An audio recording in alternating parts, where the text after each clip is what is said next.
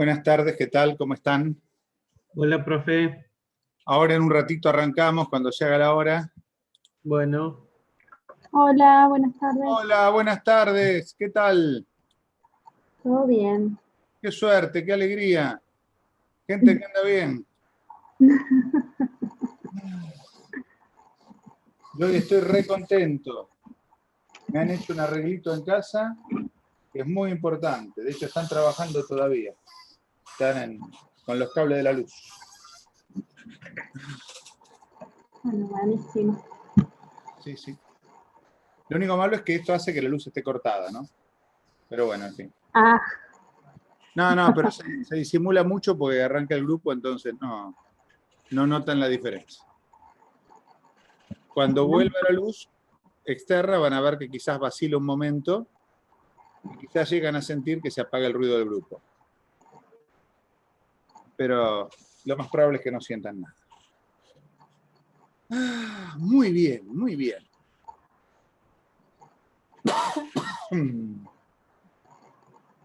Bueno.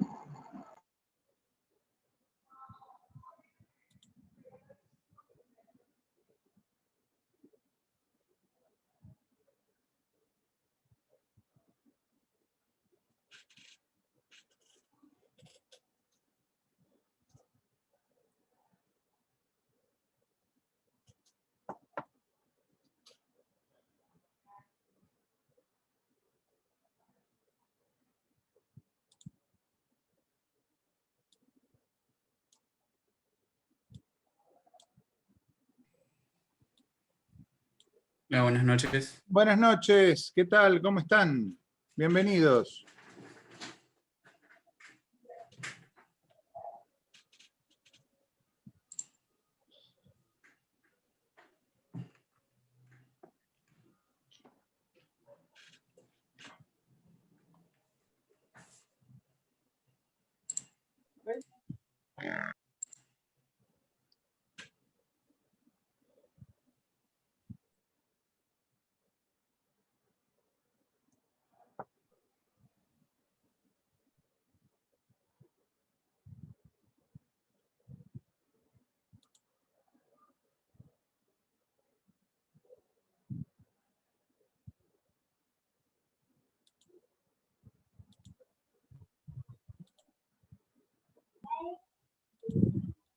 ¿Cómo estás, Ignacio? Buenas noches, ¿qué tal? ¿Cómo están? Bien, bien, gracias a Dios. ¿Tú? Cuánto me alegro, cuánto me alegro. Bueno, siendo las 8 de la noche podemos arrancar, ¿sí? Ok. Hoy nos toca un tema que es fácil, pero desafiante. Desafiante, ¿por qué? Porque no sería imposible que alguno de ustedes tenga el alma torturada porque en la facultad esto le hizo doler la vida, ¿sí? Bueno, es mi desafío que esto no vuelva a pasar y que entonces ahora este tema se haga amigo de ustedes. Además, lo vamos a ver a un nivel conceptual.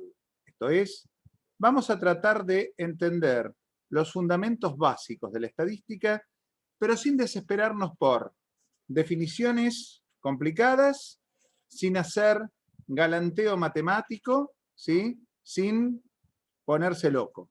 ¿Está?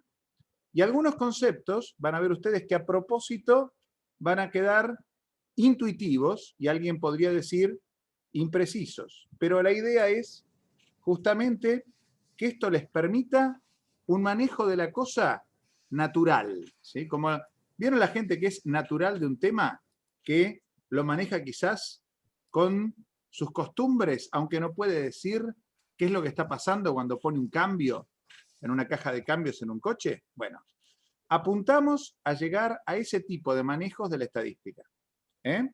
Bien, entonces, ¿cómo viene la mano con esto? Muy interesante.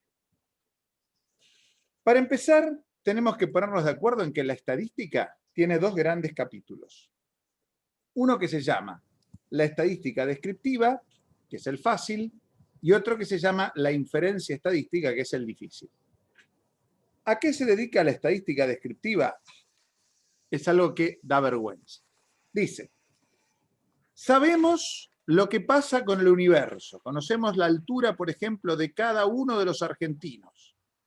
Y queremos resumir esa información en un único número, el promedio.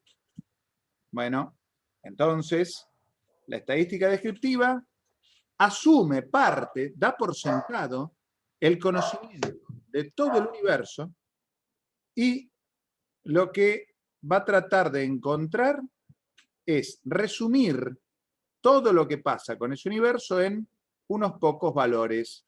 Esos pocos valores los vamos a llamar medidas. Podamos saber que tenemos medidas de posición y medidas de dispersión.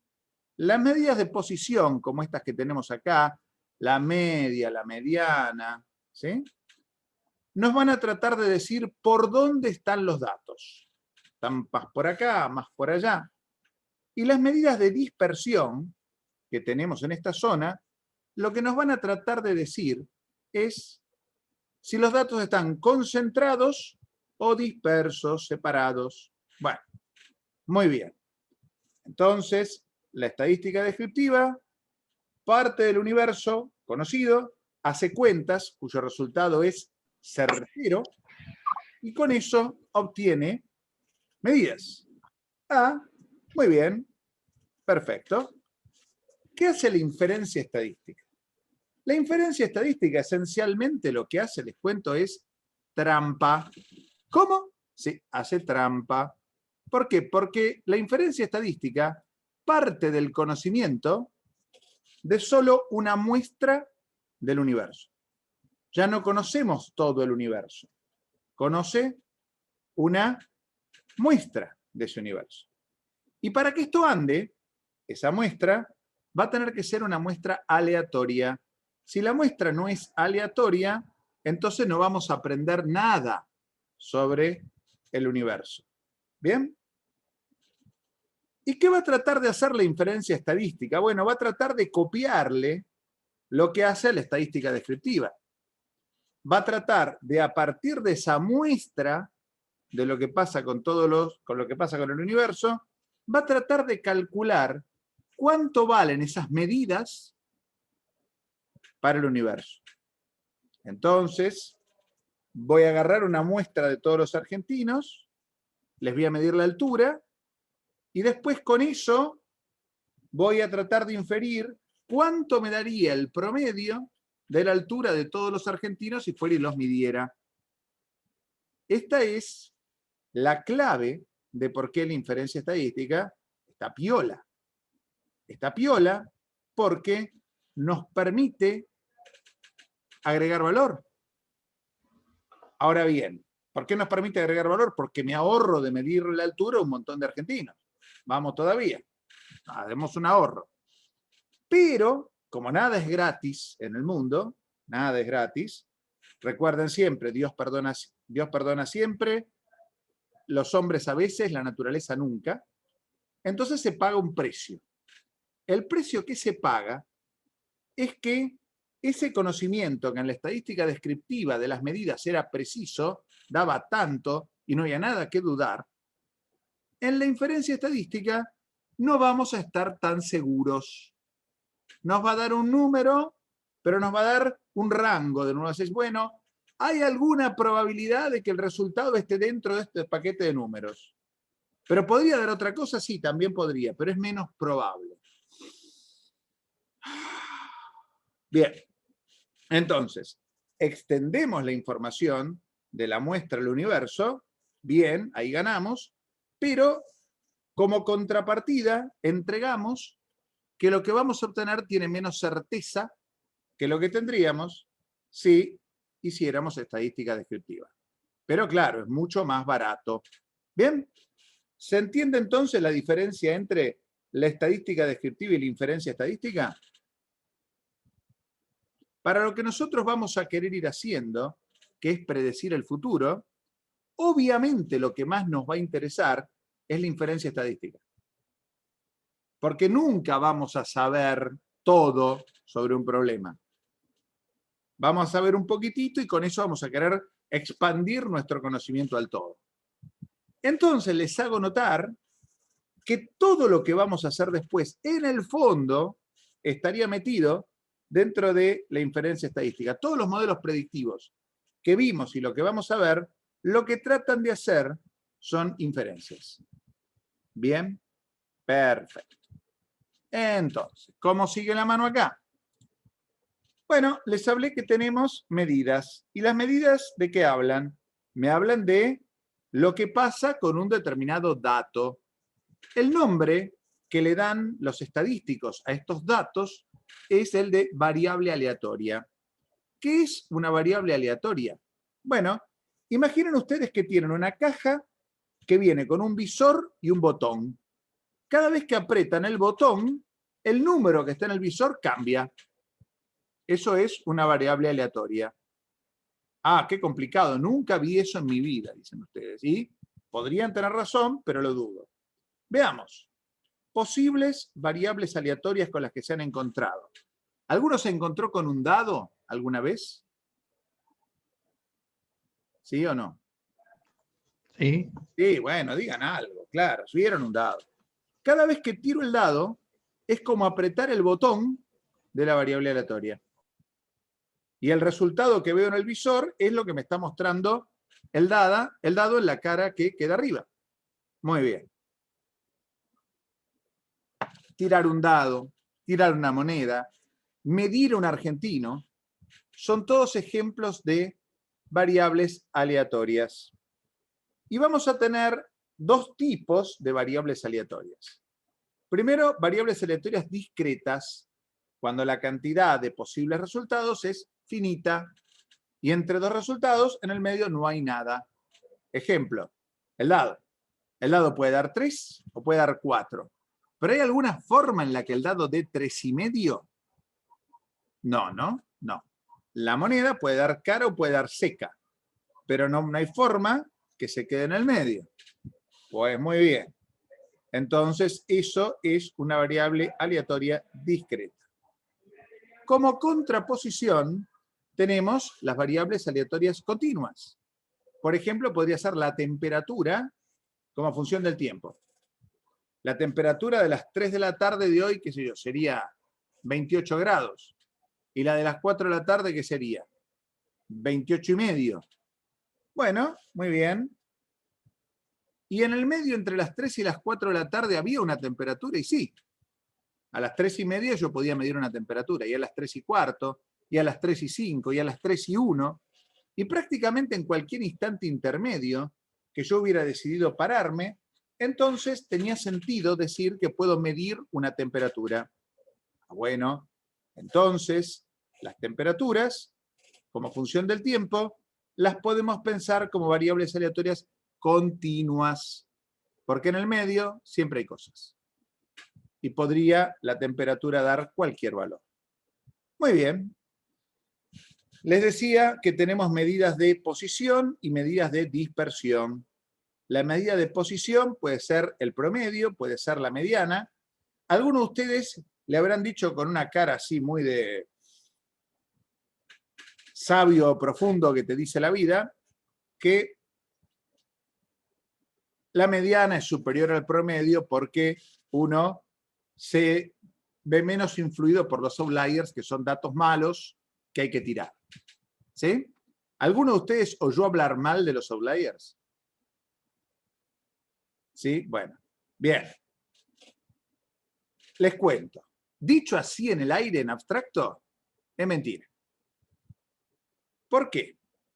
Porque depende del negocio que estemos haciendo. Hay negocios, ¿sí? Por ejemplo, el negocio de la ropita. Yo me dedico a hacer chombitas, digamos, ¿sí? Sí, esto es una chomba. Entonces, trato de que sean todas más o menos pareciditas y si hay algún gordito, a ese no le quiero hacer porque no es negocio, son poquitos que revienten. ¿Sí? Bueno, bien. Entonces, un negocio donde los outliers, no, pero tenés a Nachito que pesa 250 kilos, tenés que hacer... No, te dice el pibe. No quiero saber nada, no existe. Tiro ese outlier, lo tiro a Nachito. ¡Pum! De las orejas lo tiré. Ajá, bien. Y tiene razón. Para ese negocio, será cruel, pero su interés comercial va en ese sentido. Entonces, ahí, para cuando tu negocio se focaliza en el centro de la distribución, en los casos más frecuentes, ahí tiene sentido que seas enemigo de los outliers. ¿Pero todos los negocios son así? Claro, a veces son negocios de nicho, sin competencia. Muy bien, Alejandro. No todos los negocios son así. Muchas veces nos vamos a encontrar con negocios en los cuales los outliers son donde se hace la plata. Ejemplo, ¿oyeron hablar de Harry Potter? ¿Se imaginan ustedes a la editorial a la cual le llevaron Harry Potter? Se hubiera dicho, no, este libro tiene una tirada demasiado grande, me rompe mis procesos, es un outlier, no me interesa, lo tiro. No, ¿no? ¿Cómo que no? Ahí los outliers son muy importantes. Bueno, entonces, hay negocios donde los outliers son piolas y negocios donde los outliers son una porquería. Privilegiar las herramientas que se olvidan de los outliers cuando mi negocio está centrado en la media, está perfecto. Privilegiar las herramientas que cortan los outliers cuando en mi negocio se hacen las puntas, ya sea por lo bueno o por lo malo, ojo, es peligrosísimo. Así que, señores, nos sacamos el chip anti-outlier de la cabeza y de las herramientas diremos, es más sensible o menos sensible a los outliers, y con eso en la cabeza vamos a discutir mejor. A ver, les pongo un ejemplo en honor al amigo que tengo acá atrás que me está escuchando. ¿Sí? Ustedes saben que en una situación de combate aéreo normalmente hay como un 5 o 10% de los pilotos que infringen como el 90% de las bajas al enemigo en combate aire-aire. ¿Sí? Después los encuentran en las películas como los haces. ¿Tá? Lo importante es que son muy poquitos que hacen mucho daño. Y entonces, ¿qué hacen ustedes? Dicen, yo quiero tener una fuerza aérea barata, solo de haces, y no se puede. ¿Sí? Entre otras cosas, porque no hay mucha forma de saber quiénes lo van a hacer. Pero, mientras tanto, esos son los outliers. ¿Vamos a hacer un programa de entrenamiento que los ignore por completo? Jamás. Estamos locos. ¿Bien? Al contrario, vamos a hacer un programa de operaciones y entrenamiento que los potencie. Y si algún avión vamos a arreglar primero, es el de ellos. ¿Bien? Perfecto. Entonces, eso hay que tenerlo clarísimo en la mente. Seguimos para adelante. Muy bien. Como medida de dispersión, ustedes seguramente habrán oído hablar del desvío estándar. ¿Sí? El sigma, famoso.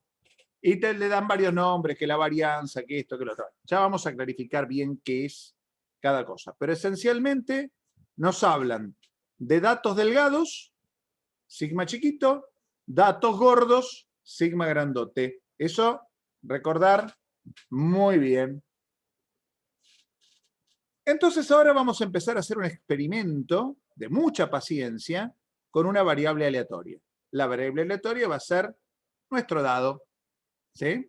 Bueno, yo para preparar esta clase me puse con mucha paciencia a tirar el dado y anotar el resultado, tirar el dado y anotar el resultado. ¿Sí? Bien. Y traté de contar cuántas veces me salió un 5. ¿Sí? ¿Qué problema? Bueno, porque, y acá anoté, con 10 tiradas apareció una vez, las siguientes 10 no volvió a aparecer, las siguientes 10 apareció 2 veces más y llega a 3, y así fui acumulando esta tabla hasta llegar a las 10.000 tiradas.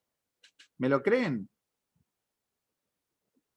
No, Alejandro no, es escéptico. Bueno, tenés razón, sí, lo hice con alguna herramienta que contara y tirara por mí, ¿no? Porque si no, me hacía viejito solo en esto y ya vengo bastante. Entonces, cuando lo grafico así, la cantidad de 5, no veo nada. Entonces lo grafiqué así, la proporción de 5. De todas las 10 tiradas, un 5 da 0,1. O sea, 1 dividido 10 me da 0,1. 1 dividido 20 me da 0,05. 3 dividido 30 me da 0,1. Y así voy calculando para las distintas cantidades de tiradas, que las podría pensar como muestras de la cantidad total de tiradas, que sería lo que funcionaría como el universo. Muy bien, muy bien. ¿Qué noto? Noto que al principio las fluctuaciones son grandes. Para arriba, para abajo, el doble, la mitad. ¿No es cierto? Pero cuando miro al final, los datos más o menos se quedan quietitos. Bueno, eso nos lleva al concepto de probabilidad. La probabilidad de que salga un 5 va a ser la proporción de 5 que aparecen en el límite cuando la cantidad de tiradas que hago para obtener el 5 es infinita. ¿Lo ven? Entonces, fíjense en ustedes. Bueno, Agustina, tiende a la distribución normal. A veces sí, a veces no. Claro, vamos a tener problemas con eso y es una de las cosas maravillosas, porque también es uno de los conceptos jodidos, así como la religión de Autoblayer, tenemos la religión de la normalidad. ¿Sí? Ahí pasa algo, la ley de los grandes números, claro, lo que dice es que cuando una distribución es simétrica y uno toma promedios de más de 30 variables aleatorias, entonces ese promedio tiene una distribución normal. Pero noten que está exigiendo como hipótesis una distribución simétrica. Si la distribución no es simétrica, ese teorema no vale. Bueno, pero no importa, ¿sí? Paren de sufrir. Porque hay que tener muchísimo, muchísimo cuidado con las religiones estadísticas que nos han metido en la cabeza en la facultad, a veces de una forma un poquito acrítica, porque nos pueden llevar a sacar conclusiones espantosas.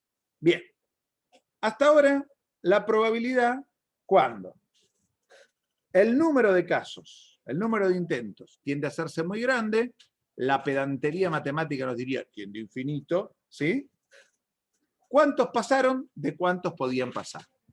Ese cociente es lo que va a terminar siendo la probabilidad. Esa es la idea intuitiva que quiero que les quede en la cabeza de la probabilidad. Muy bien. Muy bien. Seguimos avanzando entonces, para gran alegría de todos ustedes. ¿Sí? Bien.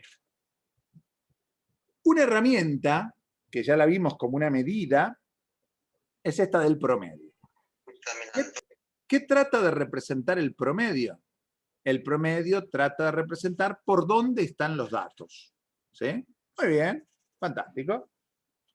¿Cómo lo calculamos? Ya saben ustedes, cualquier alumno sabe cómo se calcula el promedio. En eso tenemos todos varios posgrados. ¿Sí? Sumamos todas las notas, dividimos por la cantidad de notas. No hay drama. El gran problema que tenemos con los promedios, el gran uso abusivo de los promedios que tenemos, pasa por el tema de que cometemos el vicio de reemplazar al universo por el promedio. ¿Sí?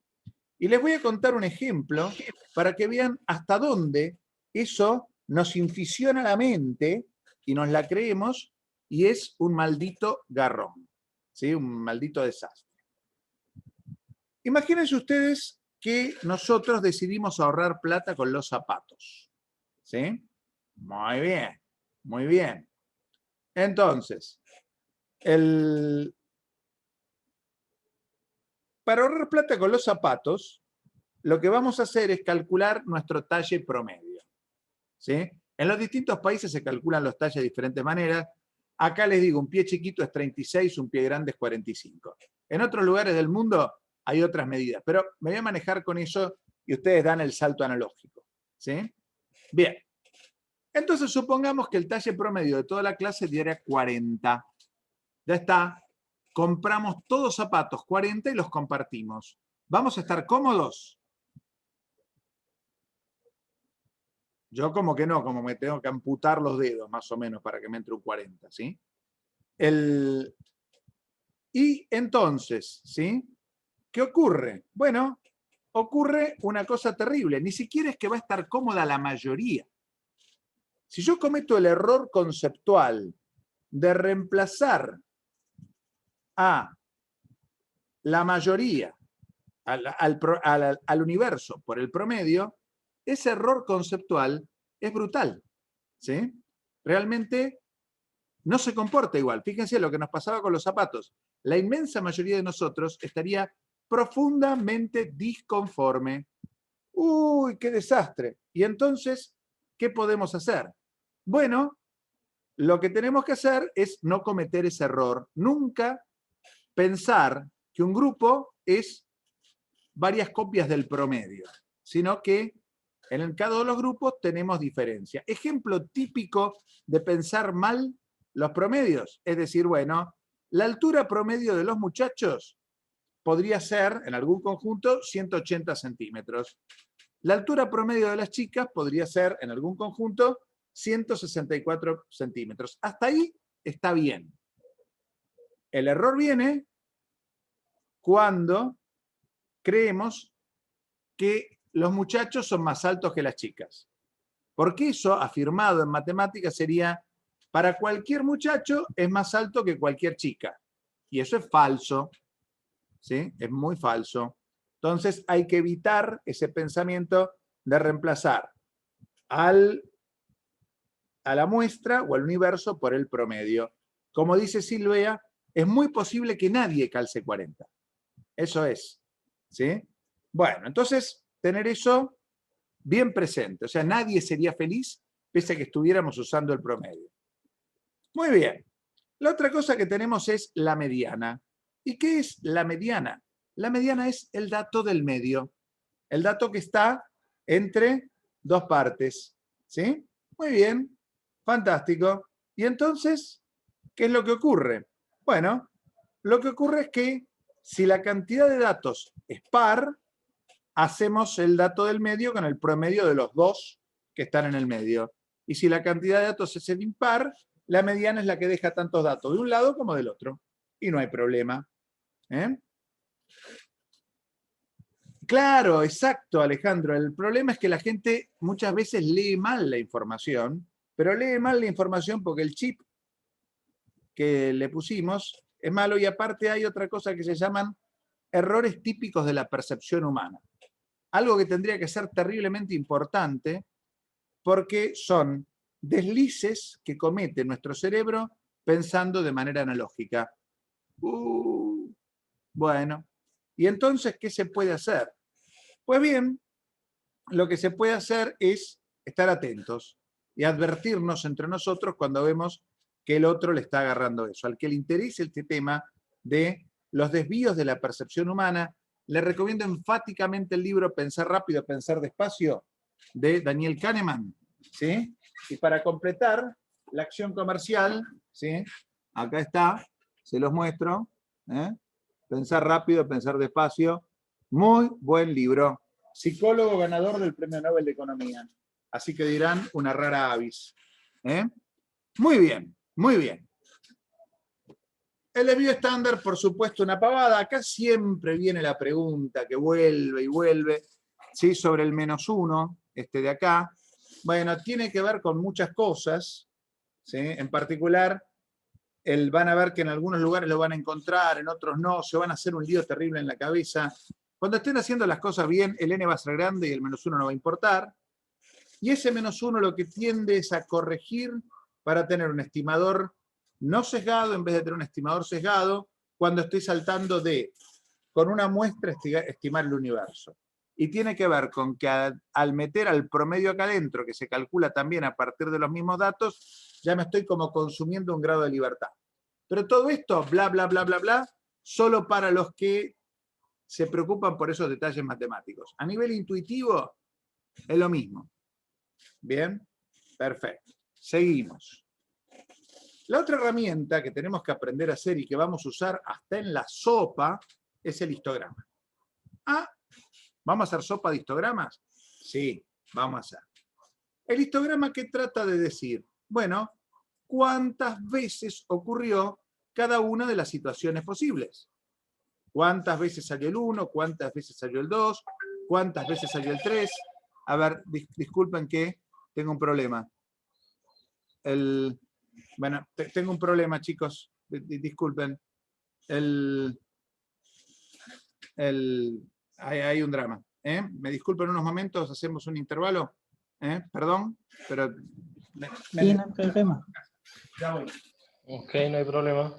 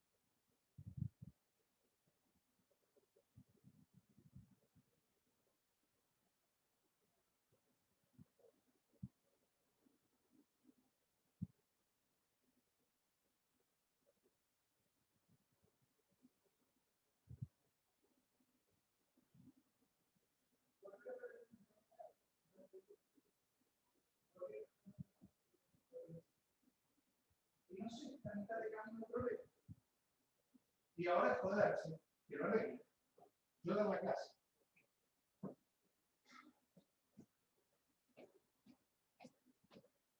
Disculpen ustedes, por favor, la demora. Disculpen.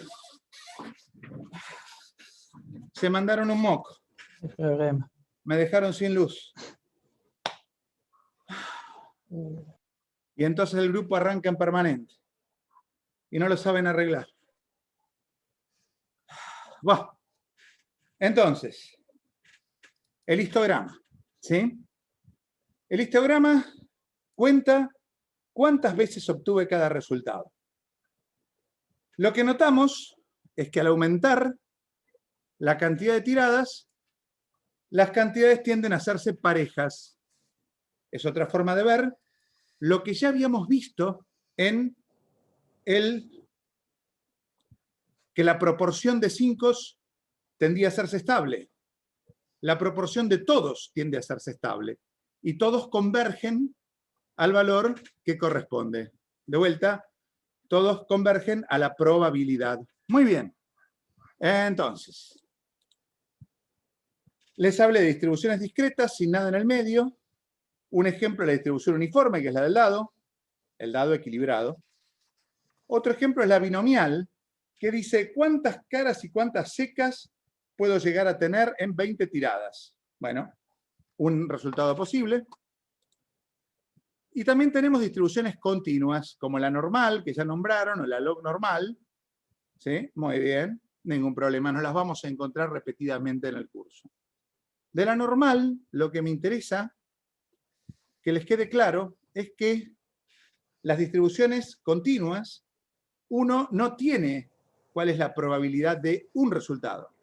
Lo que tiene sentido acá es cuál es la probabilidad de un resultado entre dos valores. En el otro caso, como los valores eran discretos, uno decía la probabilidad de 1, la probabilidad de 2, la probabilidad de 3. Acá, como los valores son continuos, uno dice cuál es la probabilidad entre tal y tal valor. ¿Bien? Entonces hablamos de una densidad de probabilidad y si nos ponemos en matemáticos molestos, la integramos. Muy bien. Seguimos para adelante. El siguiente punto es la inferencia estadística. ¿Sí? ¿Qué es lo que buscamos? A partir de la muestra, saber algo del universo. Esto ustedes ya lo entendieron. Una forma en la cual vamos a hacer inferencia estadística es recurriendo a esta herramienta de los test de hipótesis. Esta herramienta la vamos a usar intensamente en la próxima clase práctica, ¿sí? Que nos toca este jueves. ¿Sí? Entonces, ¿cuál va a ser el problema que vamos a tratar de detectar? Vamos a decir, bueno, miren, tiré esta moneda al aire 20 veces. Salió 15 veces cara y salió 5 veces seca. ¿Estará cargada esta moneda o no? Y nos vamos a encontrar que vamos a tener como dos posibilidades. Decir está cargada o decir no está cargada. Y en cada una de esas dos posibilidades nos vamos a poder encontrar con dos resultados, que va a ser que esté realmente cargada y que no lo esté. Con lo cual, esas 2 por 2 posibilidades nos van a llevar a 4 casos posibles. Acierto, creyendo que está cargada, acierto, creyendo que no está cargada, o no acierto. ¿Bien?